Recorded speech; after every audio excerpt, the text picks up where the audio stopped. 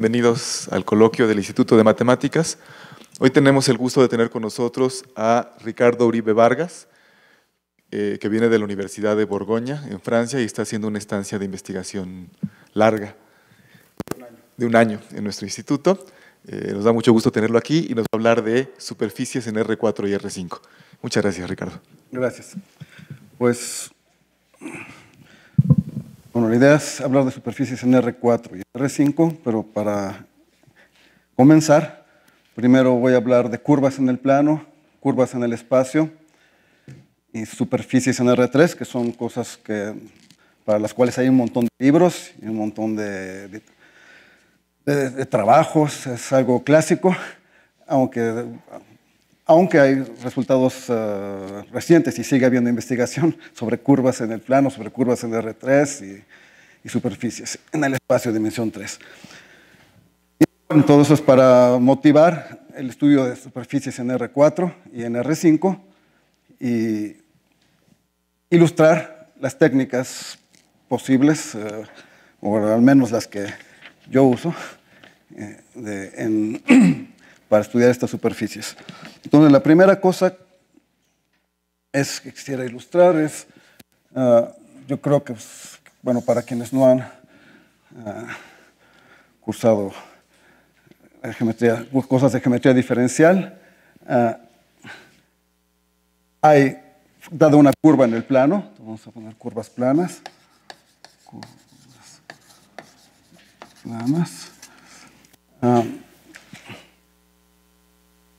Hay una noción que se llama curvatura o el radio de curvatura, o está ligado a lo que se llama el círculo osculador.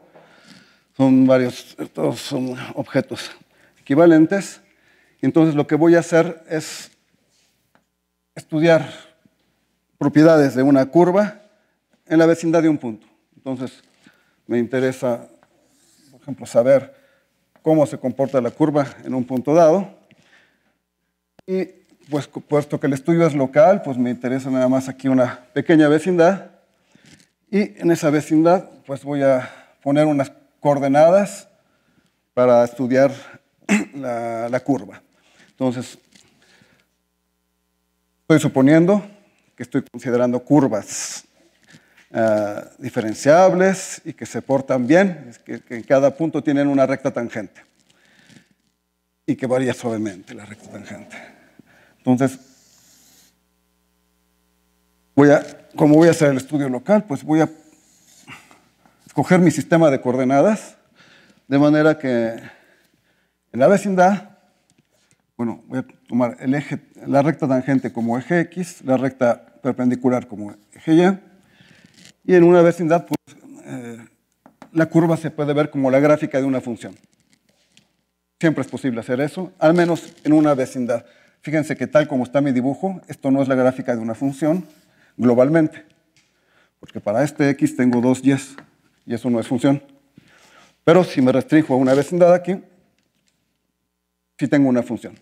Y siempre puedo escoger una vecindad suficientemente pequeña para tener una función. Entonces escribo Y igual a f de x en esta vecindad.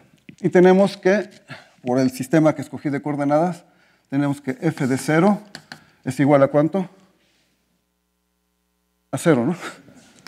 Y f' de 0 es igual a también a 0, porque pues, la pendiente es horizontal, es el eje X. Bueno, entonces tenemos esas condiciones.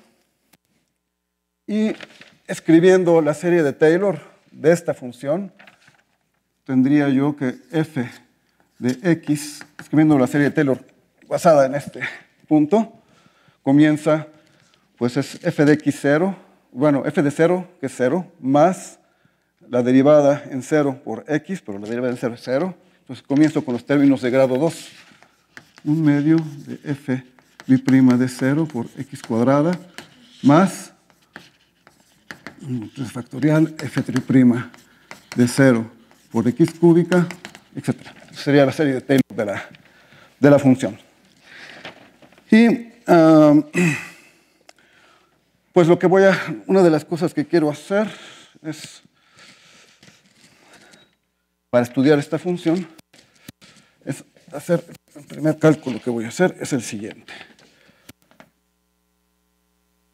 Tomo un punto de coordenadas x0 y trazo la recta normal.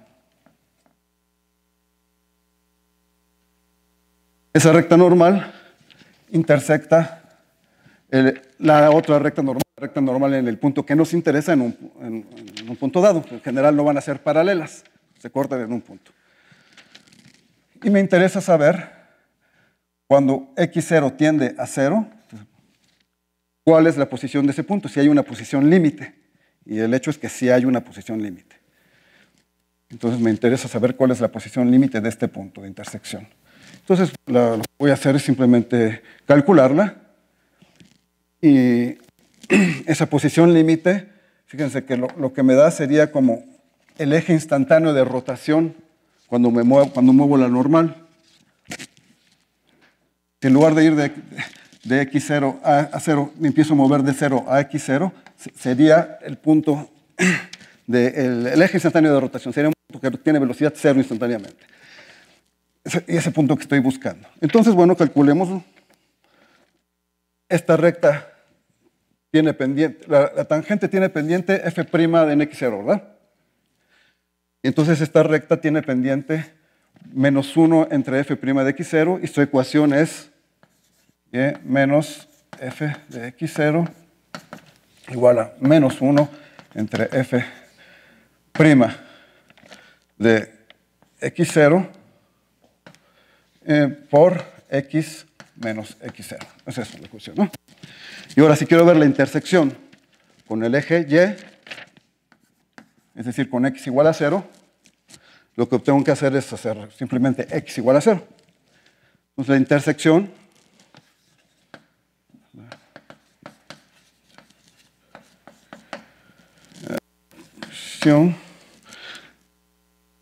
¿está bien escrito?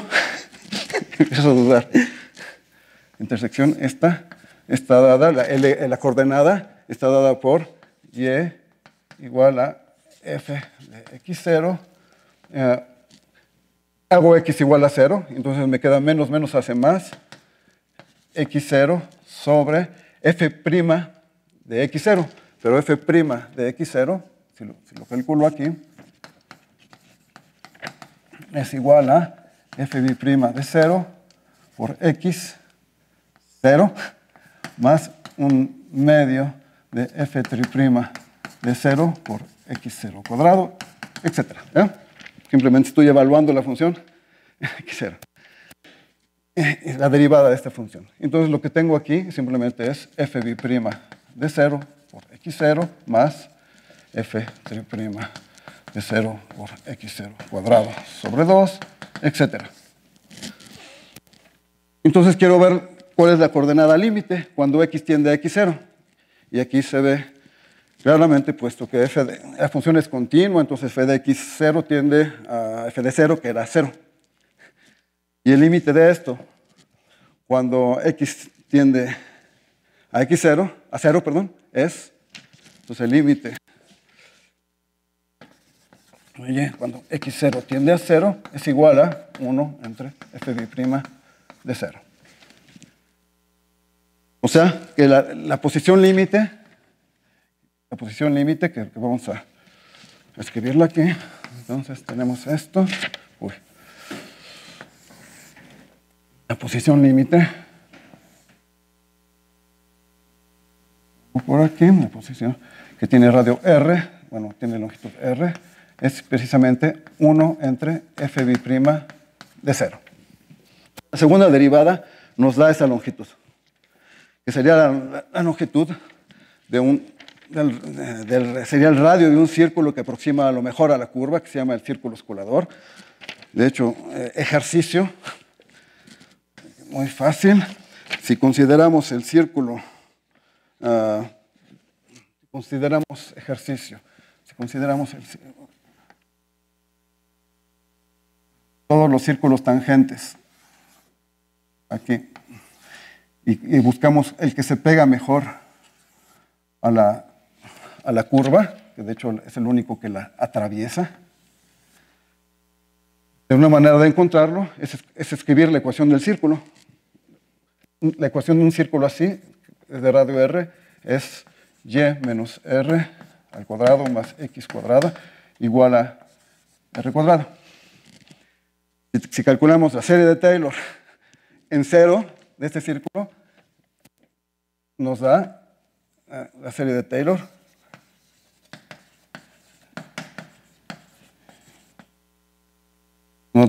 nos da,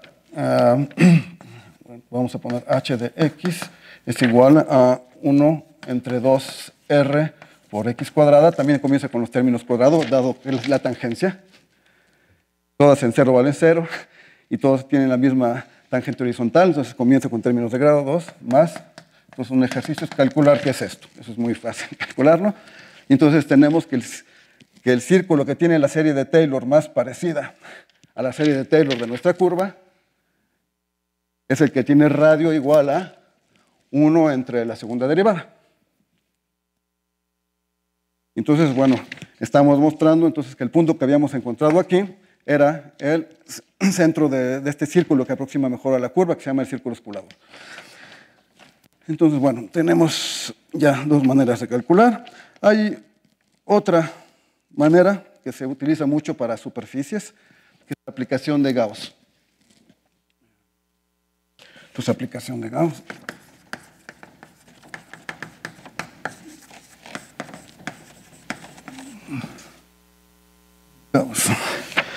Y entonces, si tenemos y igual a f de x, que es nuestra curva, podemos escribir esa curva de la forma f de x, y igual a 0 con f de x, y igual a f de x menos y. Podemos escribirla así. Entonces, los ceros de esta función de dos variables son precisamente la gráfica de nuestra función. Y eso, otra vez, todo es local. Estamos en la vecindad de un punto. Entonces, bueno, tenemos esto. Y la aplicación de Gauss, yo creo que muchos la habrán ya visto. Es una aplicación que va de cada punto de la curva, le asocia su vector normal y lo envía al origen. Vector normal unitario. Aunque bueno, su vector normal unitario, después vamos a discutir un poquito sobre eso, es que no hay uno, hay dos. Hay dos vectores normales unitarios y normalmente se elige uno de los dos. Pues si nos da tiempo, vamos a ver que en realidad la mejor opción es elegir los dos. Es decir, que la verdadera aplicación de Gauss no va no envía la curva en el círculo, sino envía lo que se llamaría el haz unitario en el círculo. Es decir, el haz unitario aquí consiste de dos vectores, este y este, pero eso lo vemos más tarde. Un momento. Considero la manera tradicional de hacer el cálculo, entonces tendríamos aquí, este es el vector, bueno, W0, W de X, y entonces la aplicación de Gauss, gamma, entonces tendríamos que gamma de X es simplemente el vector normal, omega de X, ¿no? Y la diferencial de esta aplicación nos da otra vez la curvatura. Y bueno, el cálculo simplemente viene de que un vector normal, por ejemplo, es el gradiente de f. Sabemos que el gradiente es siempre normal, pero no es unitario. Entonces, para hacer uno unitario, escribimos omega de x igual a x sobre la norma de x. Y ya tenemos un vector unitario. Y si queremos calcular la diferencial, nada más observemos una cosa. Aquí tenemos observación. Queremos calcular la diferencial en cero. Eso es importante. En cero. Observación. X. ¿Qué es esto? Si, de f es igual a ¿cuánto? es igual a f' de x menos 1. ¿eh? Entonces, la norma del gradiente es perdón, la norma del gradiente es igual a 1 más f' de x al cuadrado a la 1/2. Es esto, ¿no? Entonces, si tomo esto, escribiendo la serie de Taylor de esto otra vez en 0, y lo voy a poner con menos 1 porque está aquí como con denominador, obtengo simplemente que esto es igual a 1 menos f b' de 0 al cuadrado, 1 sobre 2, por x cuadrado más, etcétera. No tiene término lineal. No tiene término lineal. Entonces, eso quiere decir que la derivada de omega es lo mismo en 0, es lo mismo que la derivada de nu en 0. Entonces no necesito el denominador en 0. Y entonces eso implica que nu prima, bueno, decio de x de omega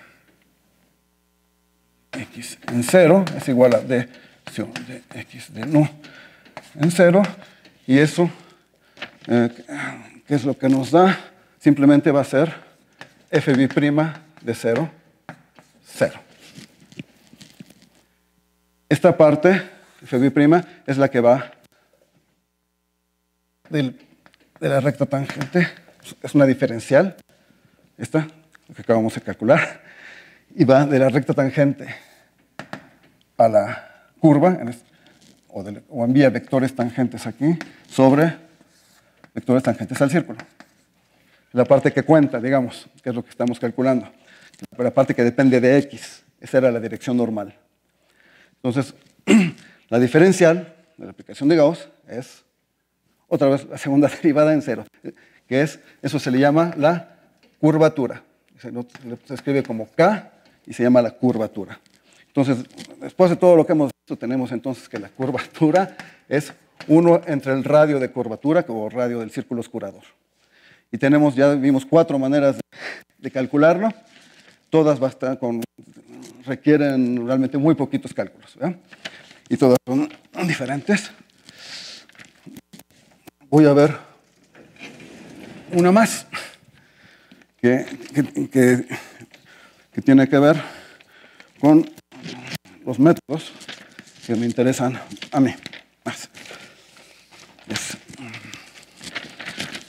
Entonces, cáustica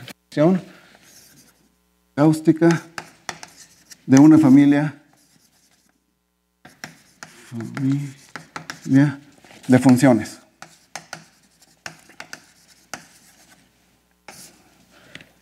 ¿Qué cosa es eso?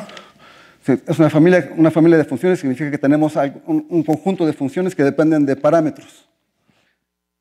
Y la cáustica es el conjunto de los parámetros para los cuales la función correspondiente tiene un punto crítico que es degenerado. Entonces, esa definición es general, no importa cuántas variables tengamos.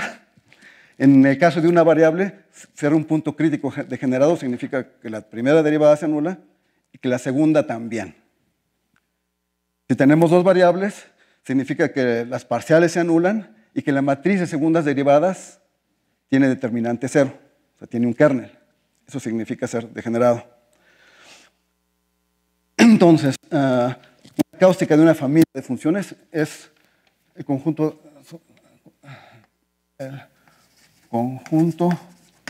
de parámetros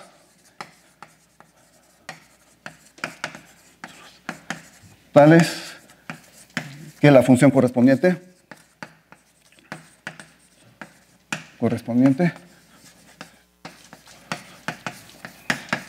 tiene un punto crítico degenerado. O se dice un punto crítico que no es de Morse. Esta es la manera de decirlo. Un punto crítico degenerado. ¿Sí? Que no es de Morse.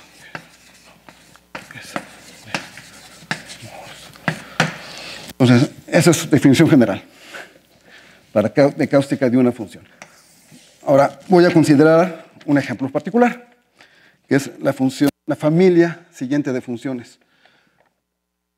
Considero los puntos en el plano, cada punto Q del plano. Tengo mi curva parametrizada, que es gamma de t. Y voy a considerar la distancia del punto Q a la curva, a los puntos de la curva, la distancia al cuadrado. Prefiero dividirla sobre 2. Entonces, FQ de t es un medio de la norma de gamma de t menos Q.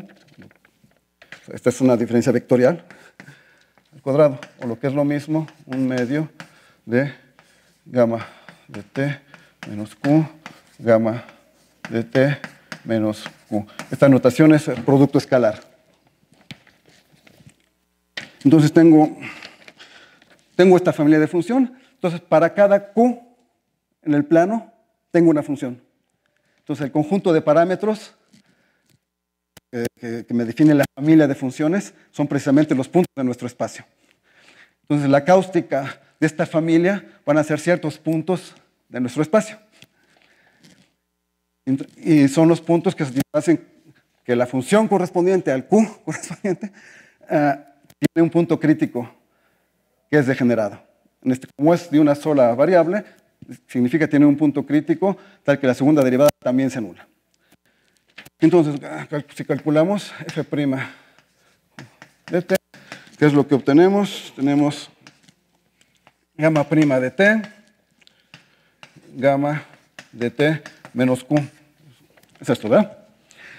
¿Y esto qué significa? Si fijamos un t, significa, si fijamos un t aquí, esto es gamma de t, significa que gamma de t menos q, que es este vector, es igual a 0, perdón, eso significa ser punto crítico.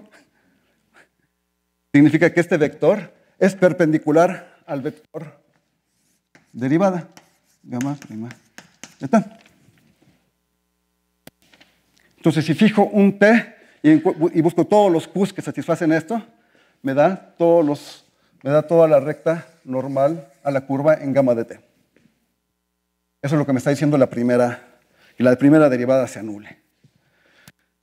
Y la segunda derivada se anule, fb', que eso significaría que sean puntos degenerados. Entonces, para este gamma de t fijo, estaría buscando un punto particular aquí dentro de esta recta. Significaría, esto nos da gamma b' de t con gamma de t menos q más gamma b' de t, gamma b' de t. Igual a 0. Esto me fija, esto es una condición lineal que me define un punto aquí, un único punto. Y de hecho, si aplicamos esto a nuestro caso particular de describir la curva como la gráfica de una función, en ese caso particular, pues vamos a...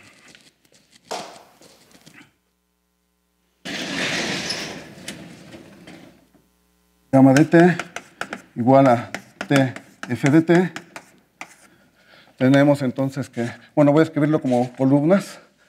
Gamma prima de t. Vamos a ver.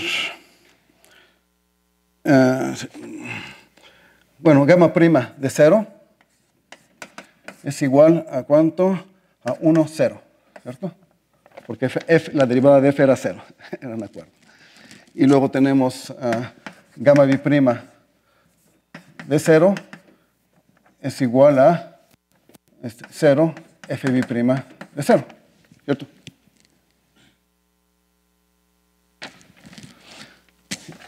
Entonces, ya tenemos gamma b', y ahora escribimos ese producto en 0. Lo queremos calcular en 0.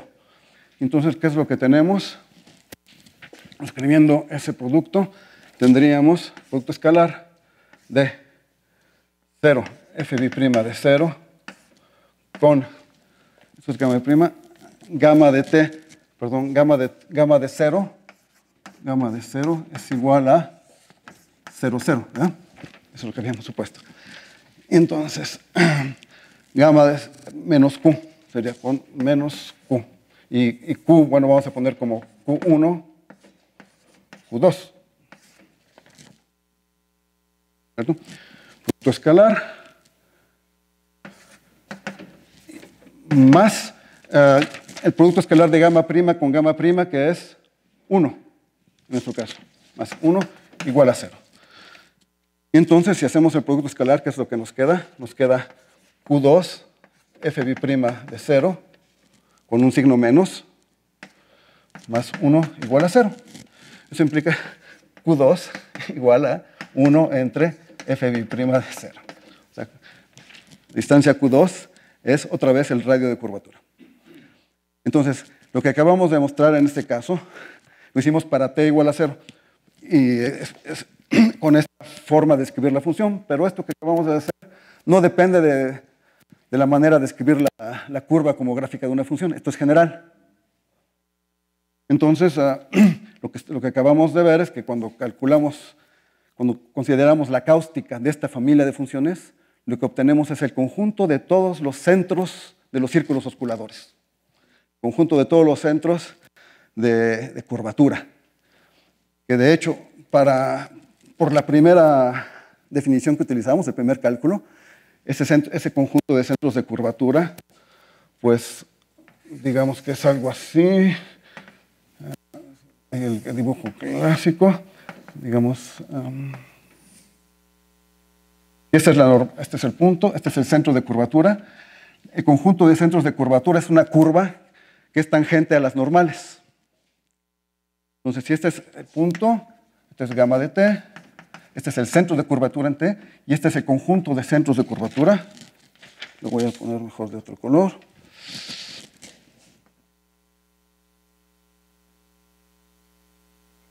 Entonces, esa es la cáustica. Resulta ser tangente. Eso viene de allá de la primera definición. Y bueno, esta noción de cáustica aquí viene de diferentes fuentes. Yo estoy considerando aquí el punto de vista óptico. Si considero mi curva inicial como una fuente de luz, los rayos luminosos que cuentan en la práctica son los rayos normales a la curva inicial. Y lo que sucede es que en la práctica lo que obtendría es que esta curva, que es la cáustica, es una parte que está más iluminada que el resto del plano. Y de hecho, el punto más iluminado es este. Bueno, entonces, esto que acabo de hacer aquí, pues fíjense que aquí en ningún momento utilicé que se tratara del plano. Escribí, eso lo utilicé ya allá, cuando escribí ya las coordenadas concretas. Pero esto que acabo de escribir aquí funciona si tuviera una curva en R3. Además, el conjunto de puntos Q están en R3 y puedo repetir el mismo cálculo exactamente. Aquí esta ecuación se interpretaría como el conjunto, si lo pongo en R3, tendría, para un punto dado, esto me daría el plano normal a la curva en el punto dado, en lugar de la recta normal. Y si lo hago en Rn, tendría el hiperplano normal a la curva en el punto considerado.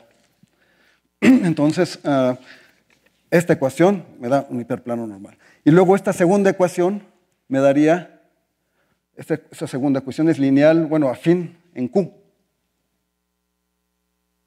Entonces me da un plano también. Entonces sería la intersección de ese plano normal, con otro plano. En el caso de R3, eso nos da una recta. De hecho, esa recta tiene un nombre, le llaman la recta polar de la curva en el punto dado. Sí. Bueno, si tienen una curva en R3, cada punto tiene una recta tangente y tiene un plano que se aproxima lo más a la curva. Aquí vive un círculo que es el círculo osculador, que repite las mismas propiedades que para la curva en el plano. El centro de este círculo, si yo trazo una recta normal al plano que lo contiene, es precisamente la recta que acabo de escribir aquí. Y esa recta, por el cálculo, fíjense que lo que tengo aquí son distancias al cuadrado, y cuando es estacionario significa que hay un círculo, bueno, en este caso, o una esfera si estamos en R3. Entonces el centro ya no de un círculo, sino de una esfera. Entonces el conjunto de puntos de esta recta forman el conjunto de todos los círculos, perdón, el conjunto de los centros de todas las esferas que tienen tangencia con la curva en este punto. Aquí, todas las que tienen tangencia.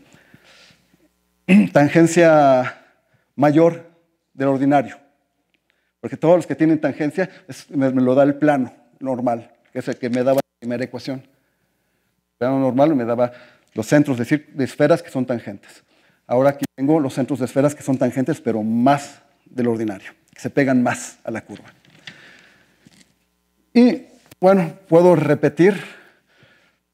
Fíjense que cuando me muevo en la curva generaba el centro de los círculos osculadores aquí. Aquí, cuando me muevo en la curva, tengo una recta para cada punto. Entonces, con esa recta genero una superficie, que sería la cáustica, precisamente. Está definida por esta manera. Y de la misma manera que para curvas en el plano, si esta curva es una fuente de luz, la región del espacio que está, o la parte del espacio que está más iluminada, es precisamente esta superficie generada por estas rectas. Sería la cáustica, otra vez. Y bueno, como ven, está dada por simplemente dos ecuaciones muy simples. Y, repito, funciona para R3, funciona para R4, funciona en todas dimensiones. Bueno, entonces, este es el método que a mí me interesa. Los últimos dos métodos. Bueno, más bien el primero y el último son los que más me interesan, que tienen que ver ambos con cáusticas. ¿Cuánto tiempo me queda? Porque luego media hora. Entonces, bueno, gracias. Bueno, de hecho, podría repetir el método inicial con el que empecé, de considerar una recta normal en un punto, una recta normal en un punto vecino. Esas dos rectas se intersectan en un punto y veo la posición límite de ese punto. Lo puedo hacer también para una curva en el espacio. Tengo mi curva, tengo un punto, tengo un plano normal. Para un punto vecino tengo un plano normal también cercano, en general no es paralelo, entonces se cortan en una recta. Cuando acerco los puntos, esa recta de intersección tiende a una posición límite. Y esa posición límite me da precisamente esta recta polar. Y de hecho el cálculo se puede hacer explícitamente, y como es muy corto, lo voy a escribir. Entonces, el cálculo, si tengo un plano normal y tengo otro plano normal que está por acá. Bueno, el dibujo está bastante horrible, entonces lo ignoramos. Pero digamos, la ecuación, ¿qué significa? Tenemos un punto aquí con gamma de 0 y aquí es gamma de t. Entonces, para gamma de 0 prima, que es la derivada,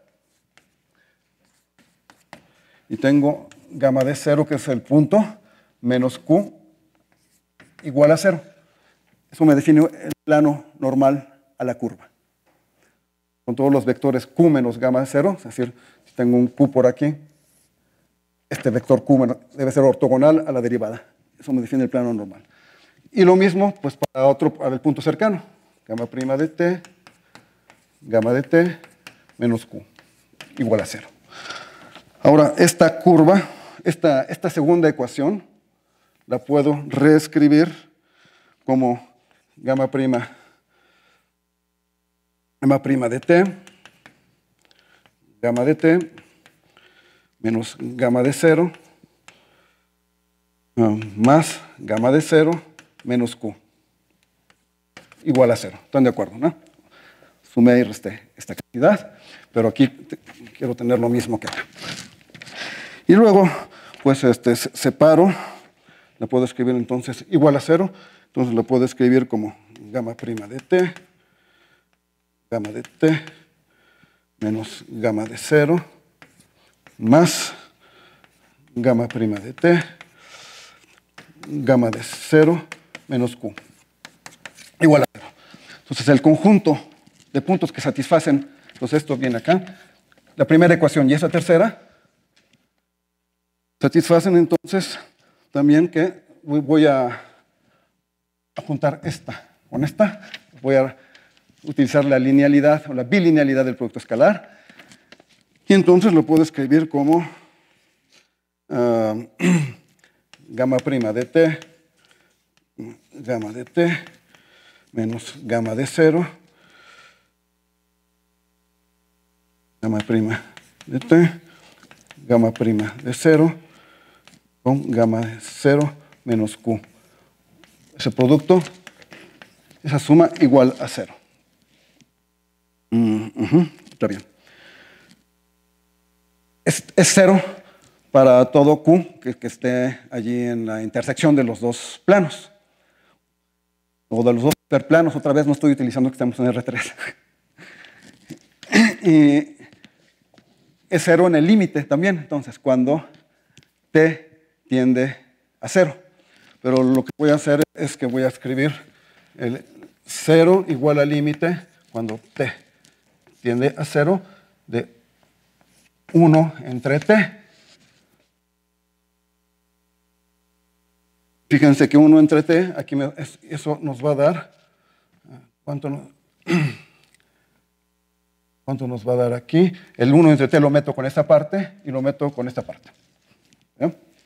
Utilizo la linealidad en dos componentes. Eso es lo que nos da. Finalmente es gamma prima de 0, gamma prima de 0, más gamma biprima de 0 por gamma de 0 menos q. Es lo que ya teníamos antes. ¿Ya? Entonces nos da la misma cosa. Entonces, podemos siempre considerar dos puntos cercanos, considerar los planos normales, tomar el límite, o la cáustica definida en términos de familias de funciones. Bueno. Bien.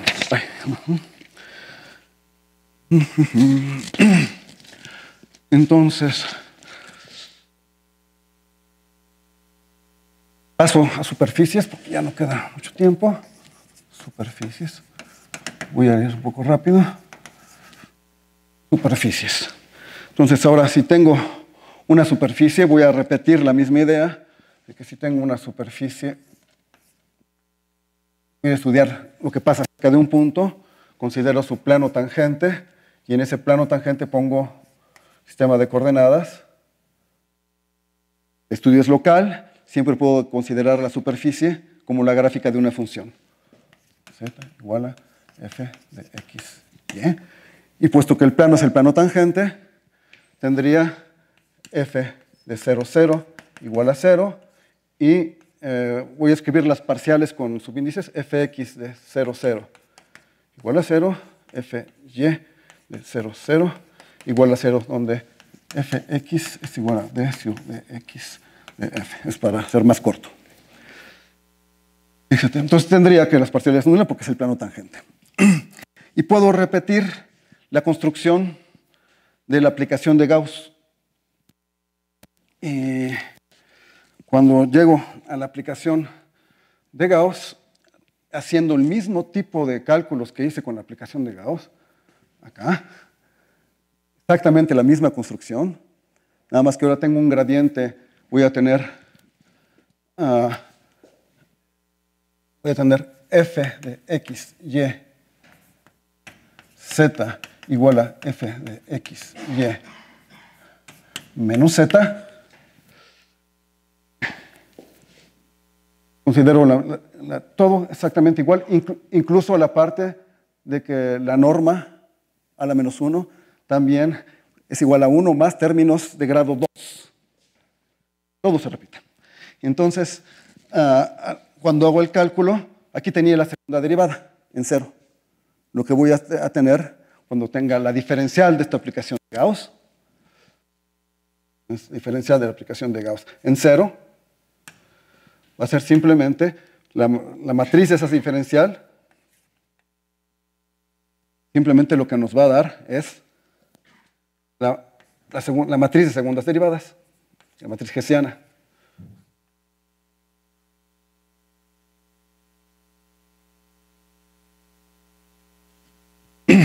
Es una matriz simétrica y que tiene entonces siempre valores propios reales y que tiene determinante en general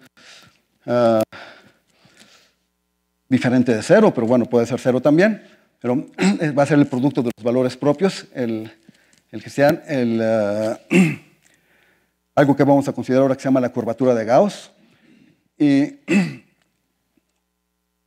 tenemos dos direcciones propias que además son perpendiculares. Siempre pasa eso. Entonces, cuando tengo la superficie y estudio el punto, resulta que hay dos direcciones propias para esta matriz que son perpendiculares. Y esas direcciones propias, una manera de construirlas, alternativa, pero que es equivalente, es si considero todos los planos que contienen la recta normal, cada plano va a cortar la superficie en una curva. A esa curva le puedo calcular su curvatura, su círculo de curvatura. Y resulta que hay dos direcciones especiales para las cuales la curvatura o el círculo de curvatura es crítico, o sea, máximo o mínimo local. Y nada más hay un máximo local y nada más hay un mínimo local, que entonces son globales. Resulta que esas direcciones son perpendiculares y coinciden precisamente con las direcciones propias de esta matriz. Y las curvaturas máxima y mínima resultan ser los valores propios de esta matriz. Entonces, es una propiedad que viene inmediatamente del hecho de que esta matriz es simétrica. Entonces, en cada superficie siempre tenemos un campo de cruces ortogonales, que son las direcciones que se llaman principales, direcciones principales.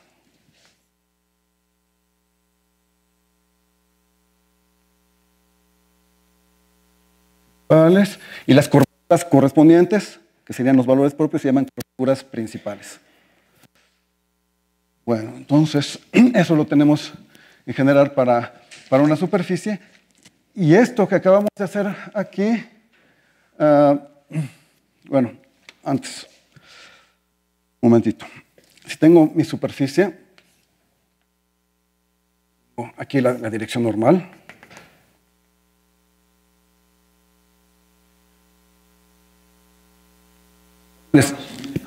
¿Perdón?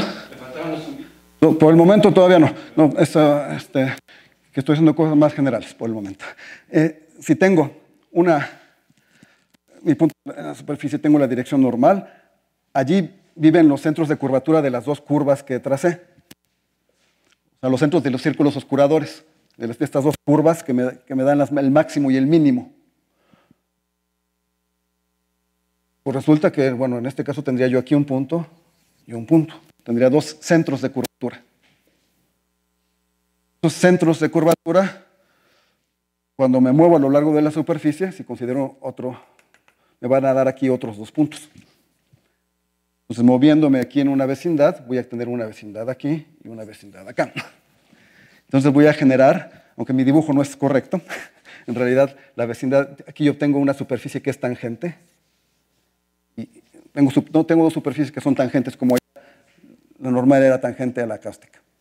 Pero bueno, moviéndome aquí en una vecindad, tengo una vecindad aquí y una vecindad acá.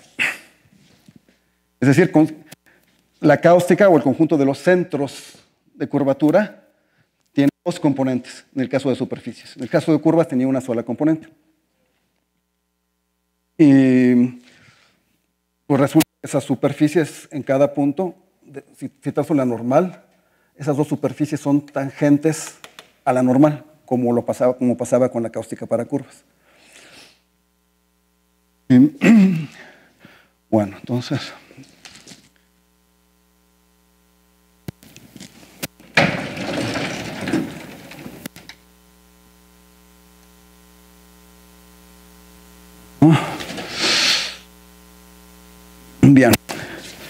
pues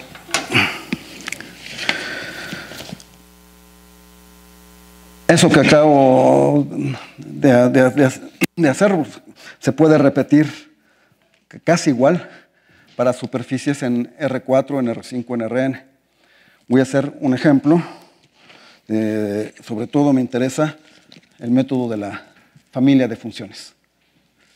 Y entonces, a ver, si tengo una familia de funciones, voy a repetir lo que tenía escrito allá. Voy a escribir f, q, pero ahora una función está parametrizada ya no por una variable, sino se necesita para una parametrización local, dos variables. De st. Fq de st. Entonces lo que tengo es que son dos variables, y bueno, copio tal cual. Es igual a 1/2 de la norma al cuadrado de gamma de st menos q, donde q es un punto del espacio, que puede ser R3 o R4, no importa qué dimensión, otra vez. Es la ventaja de esta notación, que no tengo que estar poniendo todas las coordenadas. Al cuadrado. Y pues ahora lo que necesito es tener puntos críticos, según la definición, que sean no degenerados. Entonces, ¿qué significa lo de los puntos críticos?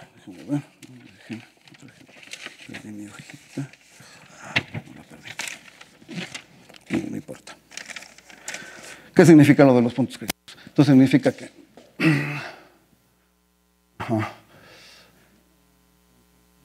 estaba yo usando. Bueno, voy a quitar la notación Q aquí. Bueno, sabemos que es una familia de funciones, entonces voy a escribir así. Y entonces, ¿qué necesito? Que fs, la parcial con respecto a s, sea 0. Y entonces, ¿qué es lo que...? Esto, voy a ponerlo así como 1/2 de gamma, que depende de s y de t, menos q, gamma menos q con gamma menos q. Así. Y entonces, ¿qué es lo que tendríamos? Tendríamos otra vez 1/2 de, sería gamma s con gamma de q, con gamma menos q. Sería algo así, ¿no? ¿Perdón? Sin el medio, gracias. Sí, sin el medio. Y luego, igual a 0. Y luego tendríamos ft, la derivada con respecto a t, sería lo mismo, gamma t con gamma menos q igual a 0. Y eso significa que el vector gamma menos q es ortogonal a la parcial con respecto a t, y también es ortogonal a la derivada con respecto a s. Es un vector ortogonal al plano tangente a la superficie. Otra vez. Y ahora lo que necesitaríamos es que las derivadas segundas, que me forman una matriz, que es la matriz hessiana de f, me den una matriz que es degenerada para tener un punto de la cáustica. Entonces lo que necesitaríamos es, de hecho, un momentito, voy a escribir explícitamente esto. ¿Esto qué es? Esto es 1/2 de gamma, ¿cierto? Más, sería gamma o menos, sería menos gamma con Q, ¿cierto? Gamma con Q. Más Q. Voy a escribir así. Así que cuando derivo, Q no va a intervenir, sino solamente son estas derivadas. Y pues bueno, entonces ¿qué es lo que obtengo cuando derivo? De hecho, voy a escribir, yo en general prefiero escribir menos f, aquí con un menos. Y ¿qué es lo que me queda? Entonces, menos f SS, que serían las segundas derivadas de esto. De hecho, a esta parte le voy a ponerle G. ¿No importa? Lo que significa que voy a tener. Entonces voy a tener gamma SS con Q menos GSS. Eso es lo que tendría como derivada parcial.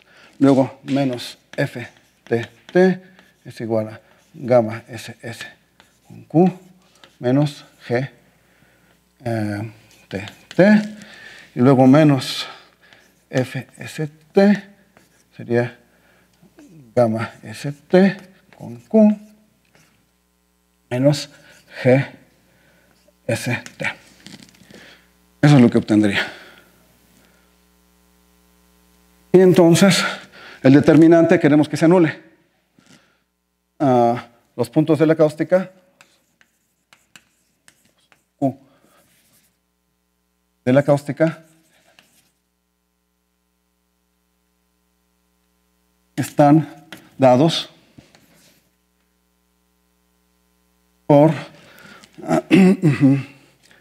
sería F, bueno, con los menos se van a poder ir, nos va a quedar determinante de FSS, FTT, FST, FST, igual a 0. Y bueno, eso lo que nos da aquí, esto no depende de, para cada valor de S y T, eso nos va a dar un número, porque esta es una función, esto ya es un número, es una función real. Entonces, esto nos va a dar un número, y esto aquí es, entonces, una función afín en Q. Entonces, lo que tenemos es, eso significaría, vamos a escribirlo así, entonces, gamma SS Q menos GSS, gamma ST Q menos GST, gamma ST menos Q GST y gamma TT Q GTT. Determinante igual a 0. ¿Y qué es lo que nos da? Esto nos da algo que es de grado 2 en Q. Será afín en Q, afín en Q, afín en Q. El determinante nos va a dar algo que es de grado 2. Si estamos en R3, eso está definido simplemente en la recta normal. Es algo de grado 2 que siempre va a tener, de hecho, raíces reales. Son los dos puntos de los que he hablado yo ayer. Son los dos centros de curvatura. El cálculo explícito, que es de la misma sencillez que los cálculos que ya he hecho, eso lo que da es que son los dos centros de curvatura. Ahora simplemente lo que hay que hacer es escribir gamma de ST. Escribimos gamma, ahora gamma de ST como TS. Estamos escribiendo como gráfica de una función, ¿verdad? Entonces sería TS y luego F1 de TS, F2 de TS, etc. F2 de TS. Por ejemplo, en el caso de R4. Pero si es R3 es solamente F1. Pero podemos hacer en Rn. Entonces tendríamos aquí, cualquiera que sea la dimensión del espacio, aquí lo que tenemos es algo que es de grado 2 en Q. Y si tenemos solamente una sola función, si estamos en R3, eso nos da 2 puntos en la recta. Si estamos en R4, eso lo que nos dice es que aquí tenemos una cónica, es una curva de grado 2. Entonces, si estamos en R4, el plano normal, el plano normal consiste de todos los centros, de todas las esferas posibles que son tangentes a la superficie, pero en ese plano hay una cónica que consiste de los centros de las esferas que se pegan más a la superficie. Sería la cónica, le llamaremos focal, o la parte de la cáustica que vive en ese plano normal. Entonces, en el caso de superficies, en R3, la cáustica consistía de dos ramas. Es la unión de todas esas dos ramas para cada punto.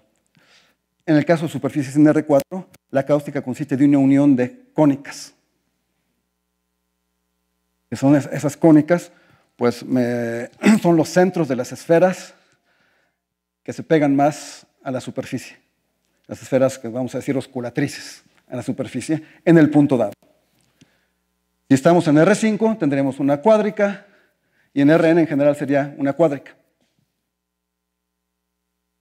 Y bueno, esto que acabo de hacer para superficies, esto vale para superficie en Rn. Siempre tendrá algo de grado 2, porque ese es ese determinante. Lo podría yo repetir para variedades de dimensión 3 en R4, R5, etc. Y lo que obtendría yo tendría 3 variables, entonces la matriz hessiana sería una matriz 3, 3.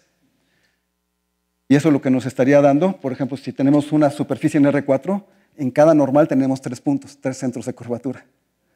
Pero si tenemos una superficie de una variedad de dimensión 3 en R5, tendríamos ahora algo de grado 3, una curva de grado 3, ya no una cónica.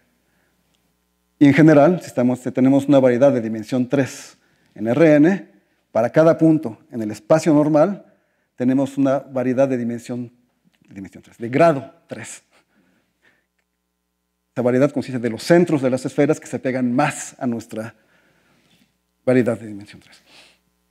Entonces, la dimensión de la variedad nos da el grado de la curva, del objeto que obtenemos en cada plano normal o en cada espacio normal. Ese objeto está formado por los centros de las esferas osculatrices. Es el conjunto focal o la cáustica, etc. Hay muchos nombres. O la evoluta también tiene también ese nombre. Entonces, pues, no sé cuánto tiempo me quede porque hay algunos teoremas que querían anunciar. Ya terminé. 2 minutos. Bueno, pues esta cáustica, por ejemplo, en el caso de R4, que obtendría aquí una cónica, y puedo dar la ecuación explícita de la cónica. Esa cónica y sus propiedades me dicen mucho sobre la geometría de la superficie. Hay todo un grupo de gente que trabaja sobre superficies en R4 y que consideran, en vez de los centros de curvatura, consideran los vectores curvatura. No es lo mismo el vector de curvatura que el centro de curvatura. En el caso de una curva en el plano, si tengo una curva en el plano y parametrizo con longitud de arco, tengo un vector de curvatura que es normal, y el centro de curvatura, si aquí pongo, es un punto que está en la distancia inversa. Si esto es K, esto va a ser R. Pues K es 1 entre R.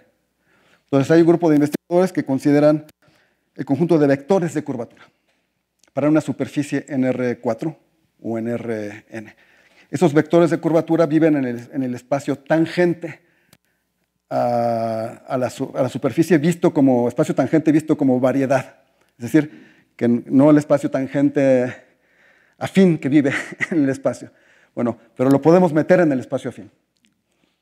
Bueno, pues resulta que si lo metemos en el espacio afín, pues tenemos ese conjunto, primero es una elipse, siempre es una elipse. Entonces en el plano normal, en un punto dado, ¿qué me queda? Entonces, para terminar, si tenemos un plano normal, este es nuestro punto. Ahí siempre vive una elipse, que es la elipse formada por los centros no por los centros, perdón, por los vectores curvatura. Esa le llamamos elipse indicatriz. Siempre es una elipse, que puede degenerar a veces en un segmento que se aplane, pero genéricamente es una elipse. Por otro lado, tenemos la cónica que acabo de escribir aquí. Entonces, tenemos la cónica que acabo de describir aquí. Y en este espacio voy a trazar el círculo unitario. Y resulta que la cónica de la que estamos hablando tiene una relación con esa elipse, que es una relación ligada al círculo unitario. Es que, bueno, para los que no conocen de la teoría de polos y polares, solo menciono que si yo tengo un círculo y tengo un punto exterior al círculo, puedo trazar las tangentes y esta recta que le asocio se llama la polar de este punto y este punto se llama el polo de esta recta. Y si el punto está en el interior, también puedo trazarlo. De hecho, la manera más fácil es considerarla. Tengo el centro aquí, tomo la perpendicular, trazo las tangentes, y este es el polo y esta es la polar. Entonces, perdón, y aquí sería, entonces, esto sí. Esta sería la polar y el polo. Hay muchas maneras de hacerlo.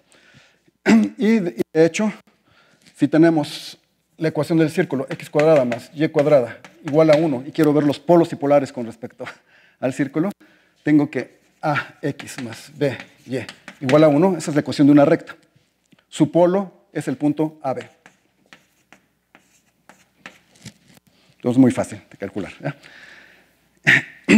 Bueno, pues ahora, si considero todas las rectas tangentes a la elipse y considero sus polos con respecto al círculo unitario, cada recta la puedo poner de esta forma, excepto si pasan por el centro.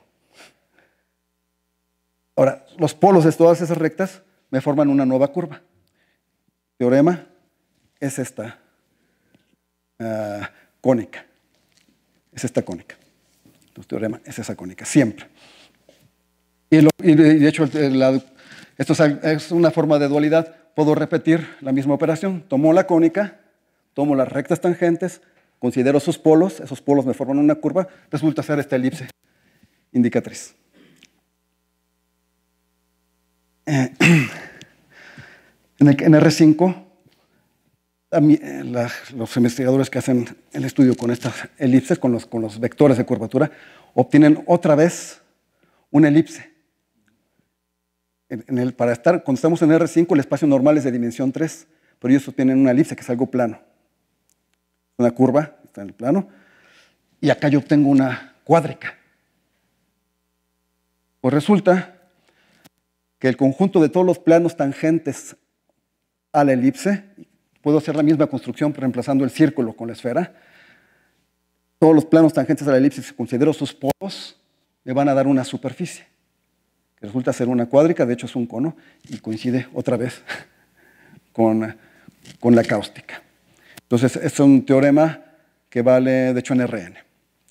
Esta cáustica, o esta parte de la cáustica, esta cuádrica, es el dual polar con respecto a la esfera unitaria, en este caso era el círculo unitario, de la elipse indicatriz que que ya han considerado mucha gente.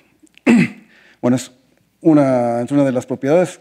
Tendría que hablar, pero ya no me da tiempo, de la aplicación de Gauss para superficies en R4, y que es muy interesante porque haciendo la aplicación de Gauss se ve que la aplicación no va o no debe ir de la superficie en la esfera, sino del haz normal a la esfera. Solamente voy a mencionarlo.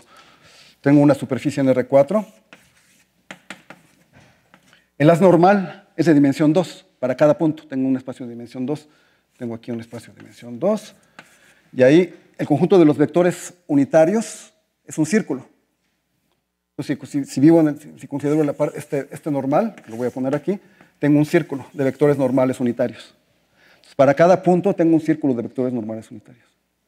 Entonces, la aplicación de Gauss en realidad va del haz normal, que consiste del punto P, y un vector unitario Q. Q, vector unitario. ¿Esto de qué dimensión es? La superficie es de dimensión 2. Tengo el círculo de vectores unitarios. En cada punto eso me da algo de dimensión 3. Y eso va sobre la esfera, S3, que vive en R4. O sea, tengo una aplicación entre dos variedades de la misma dimensión. Y pues, si calculo la diferencial, de la aplicación de Gauss y calculo su determinante, que es lo que yo había hecho en R3, y el determinante era la curvatura de Gauss. Lo que obtengo va a ser una forma cuadrática que depende del punto Q aquí.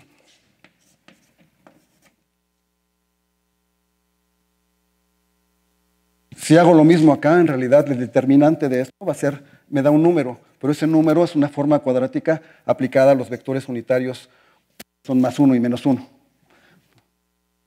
Pero como está al cuadrado, no cambia. Obtengo finalmente este número. Entonces, lo que quiero decir, pues ya no tengo que verlo explícitamente, es que la aplicación de Gauss debe verse, el determinante de la diferencial de la aplicación de Gauss, que es la curvatura de Gauss para superficies en R3, debe verse en realidad como una forma cuadrática aplicada a los vectores unitarios. En el caso de superficie tenemos solamente dos, que es +1 y -1. Esto no cambia nada, nos da el mismo número, pero ese número yo lo quiero ver como una forma cuadrática. En el caso de superficies en R4, obtengo explícitamente una forma cuadrática, que depende del vector Q, que estoy aplicando al vector Q.